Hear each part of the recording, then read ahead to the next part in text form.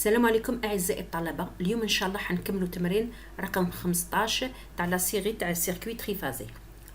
Une installation électrique alimentée par le réseau triphasé 3 fils 220-380 volts 50 Hz comporte en parallèle 3 moteurs asynchrones triphasés de caractéristiques nominales. PU égale 4,4 kW. Le rendement 0,85. Cosinus phi égale 0,8. 3 résistances de chauffage de caractéristiques 2000 watts, 220 volts. 3 impédances Z montées en triangle avec Z égale R plus JL oméga. R égale 4 ohms, L oméga égale 6 ohms. Alors, la première question. Quelles sont les valeurs des intensités dans les divers circuits? Deuxièmement, quel est le facteur de puissance globale de l'installation? Troisièmement, on mesure la puissance totale absorbée par la méthode des 2 wattmètres. Quelles seront les indications relevées? Quatrièmement, la tension à l'origine de la ligne alimentant cette installation est U égale 420 volts et le facteur de puissance est de 0,64. Quelles sont les caractéristiques de la ligne petit r L oméga؟ دايما نرسمو ونبداو نحلو. هاي ليك الانستالاسيون تاعي هكذا. alors عندي الانستالاسيون هنا عندي تريفازي باينه première deuxième troisième phase. La tension entre phases 380 هو واش قلنا 220 380. Donc la tension entre phases هي 380. قلنا تانيك عندنا 3 moteurs asynchrones triphasés de caractéristiques suivantes. هاهم 3 moteurs 1 2 3 راهم en parallèle. دايما كي نديرو في الانستالاسيون دايما نديروهم en parallèle. alors عندنا la puissance utile تاعو عندنا la caractéristique nominale هي تصيبوها الفوق في la plaque signalétique. تصيبو هاي la puissance utile 4,4 kW. عندنا le rendement عندنا le facteur de puissance ou la cosinus phi du moteur. عندنا 3 résistances de chauffage. هاي لك هدية. قال لك la caractéristique تاعها 2000 watts la puissance active ديالها et 220 volts puisque 220 volts إيميل درناها en étoile نديروها 220 volts. عندنا تاني واش عندنا تانيك alors quelle est la valeur de puissance globale تانيك عندنا 3 impédances Z montées en triangle. alors هذيك هادوما montées en triangle صح. دوكا قال لك quelles sont les valeurs des intensités dans les divers circuits. alors نكالكوليو les courants. alors الاولى نحوسو le courant du moteur. عندي P utile دايما كي يعطوني P utile انا دايما نحوس la puissance active. donc P utile 4,4 تولي لي 4400 على le rendement هايلك P active. donc P active يساوي جذر 3 U I du moteur cosinus phi du moteur عطاوهم هادوما. donc I du moteur هي P active على جذر 3 U cosinus phi. P active ها نحسبناها جذر 3 U عندنا 380 والفاكتور بيسون du moteur عطاوهولنا 0,8 ومنه أنا صبنا le courant du moteur. alors le courant تاع الموتور أنا صبناه. عندنا la charge résistive. donc la charge résistive نحوسو le courant تاعها عندي P active des résistances هي 3 في باسكو عندي 3 ريزيستانس قالك. دونك نحسبو نقولو 3 في 2000 عندنا 6000 واط. دونك باش نحسبو لو كورون تاعها عندنا بي ار جذر 3 يو اي ار كوسينوس 0 باسكو علاش سي اون ريزيستانس. الوغ لا ريزيستانس عندها الكوسينوس وما عندهاش السينوس. دونك هي جذر 3 يو اي ار. الوغ اي ار هو la puissance تاع les résistances total de résistance على جذر 3 U. إذن 6000 على جذر 3 في 380 دونك اي ار يساوي 9.12. دوكا نروحو تاع لا تروازيام هي تاع لو تريونغل تاع لا شارج هذيك اي زد لا شارج. دونك لا شارج ديالي او عطاني لا شارج هايليك قال لك مونتي اون تريانغل زد هي 4 زائد جي 6. داكوغ. اذا عندي اي زد ديالها نعلم بيسك راني هنايا اون تريانغل، دونك انا اللي نحن نبحث عليها هي جي زد ومن بعد نصيبو اي زد. دونك جي زد هي او على زد او ان دو او هادي او على زد. دونك نحوسو اولا جي الوغ او على زد. او هي 380 الزاويه ناقص 30 درجه. زد هي عطاوها لنا بيسك عطاوها لي بلا فورم الجبريك، انا نحوسها بلا فورم بولير باش تساعدني في القسمه. دونك هي زوج لا راسين دو 13 والزاويه تاعنا تاع هذه زد في زد هذه هي 56.3 درجه، ومنه جي هذه على هذه 52.7 هذه نطلعوها الفوق عطاتني ناقص 86.3 امبير. بو هذه ناقص 30 درناها المره اللي فاتت، انا شرحناها في التمرينات الاخرى كيفاش نصيبوا هذه ناقص 30. عندي كي يكون عندي في 1 ناقص في 2 نرسمها شعاعيا تخرج لي شعاع هكذا ناقص في 2 المحصله تبان لي هي ناقص 30 درجه. ومنه خلاص انا صبنا جي. دوك نحوسوا الاي زد هي جذر 3 في جي. خلاص مادام كاين جذر 3 اما لو كورون لما ننتقلوا من الكورون سامبل كورون كومبوزي نزيدوا 30 درجه. اذا اي زد لو اي هي جذر 3 جي الزاويه تاعها ناقص 86.3 ونزيدوا لها 30 باسكو رحنا من جي للاي. ومنه 91.27 الزاويه ناقص 56.3. ورانا حسبنا لي كورون دون لي ديفير سيركوي. دوكا لو فاكتور دو بيسانس quel est le facteur puissance global de l'installation. alors باش نصيبوا لو فاكتور بيسانس دائما نحوسوا بي توتال كيو توتال ومن بعد نقدروا نصيبوا طونجونت في هذيك هي اللي تعطيني لو فاكتور دو بيسانس توتال. alors la puissance totale هي 3 P1 عندي 3 موتور دونك 3 P1 زائد PR décharge زائد PZ 3 P1. دونك هنا P du moteur صبناها هايليك نضربه في 3 على خاطر عندي 3 موتورات.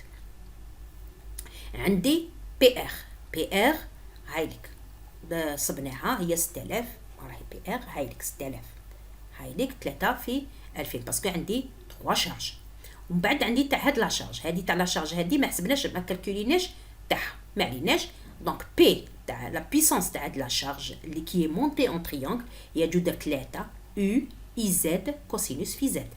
جذر 3 او 380 اي زد هايليك لو كورون تاعها تاع هاديه كالكولينا والكوسينوس في ديالها هاوليك. بيان سور كي يكون الاي يكون بالناقص اما كي يكون في زد يولي بالزائد. ومنه ها نصبناها دونك بي توتال هو المجموع هادي زائد هادي زائد هادي وخرجت لي بي توتال. دوكا نحوسو كيو توتال.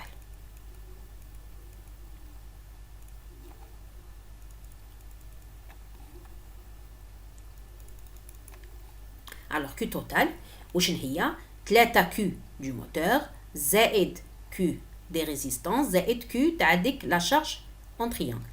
3 Q du moteur هايليك 3 Q du moteur كيفاش صبناها انا عندي P donc Q du moteur هي P active du moteur في طونجونت في M du moteur. حنا عندنا كوسينوس نحوسوا على الفي ومن هون نجبدوا طونجونت في تاعها.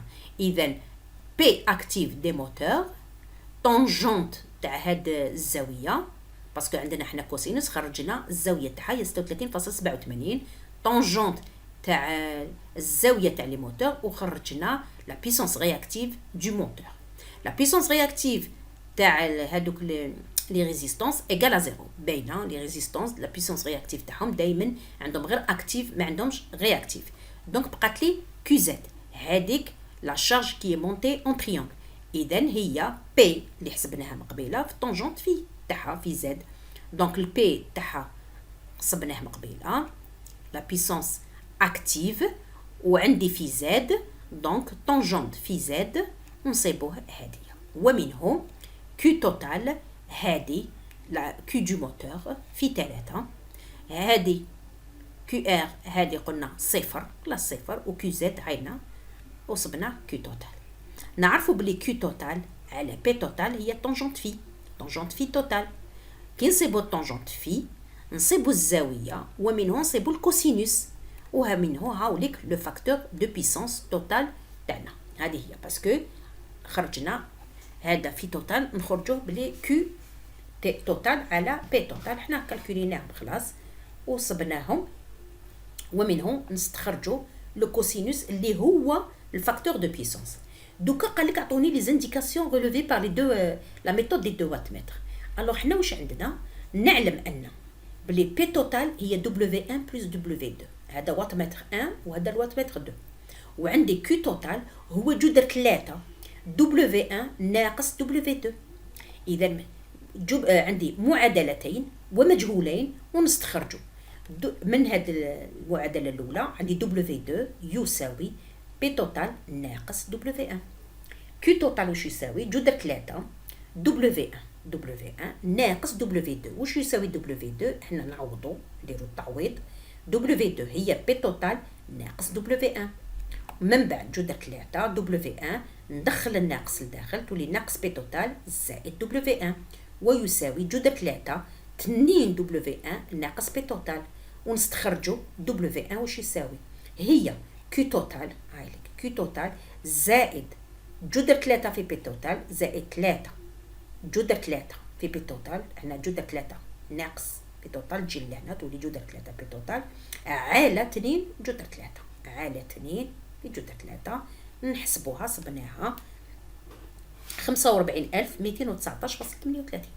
دبليو 2 واش يساوي بي توتال ناقص دبليو 1. بي توتال عندي القيمه تاعها ناقص دبليو 1 هاي القيمه تاعها وخرجت لي هايليك. ومنه دبليو 1 هايليك نكتبها ودبليو 2 هايليك مع هي وات مع واب سي دي زانديكاسيون برك. المجموع تاعهم يعطيني الوات والطرح في جذر 3 يعطيني الفار. هاوليك لا ليكتور اللي نقراوها صح. هنا واش يقول لك الكاتريام la tension à l'origine de la ligne alimentant cette installation est U égale 420 volts. Donc في l'origine حتولي عندي 420 volts et le facteur de puissance يكون 0,64. Quelles sont les caractéristiques de la ligne petit r et L oméga? Alors حنا نحوسو les caractéristiques de la ligne. دونك عندي مع الاول هنايا كانت عندي اون انستالاسيون ومن بعداتك راني حابه نشوف لوريجين شحال. دونك عندي في لوريجين يو 0 هي 420 فولت وعطاني الفاكتور دو بيسونس توتال تاع لوريجين هذا توتال راهو. اذا نحوسو في ا لوريجين. في ا لوريجين هو 420 على جذر 3 هو 242.49.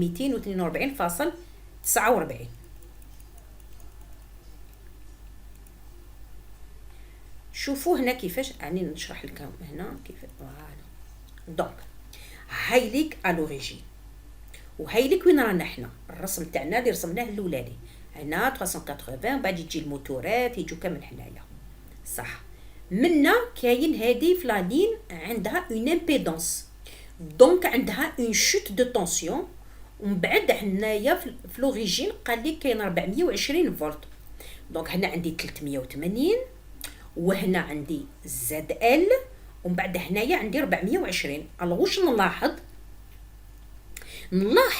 بلي منا يا اون شوت دو طونسيون هذه هي عباره عن دلتا في اللي هي في 0 يساوي دلتا في زائد هذه في. ومنه دوكا ننتقل نبداو نحسبوا هذه كيفاش نخرجوا هذا زد ال زد دو لا لين. اولا اني حابه نخرج لو كورون اللي يجوز على هذه باش نصيب زاد، باسكو في باش نصيب زاد نسحق ان كورون.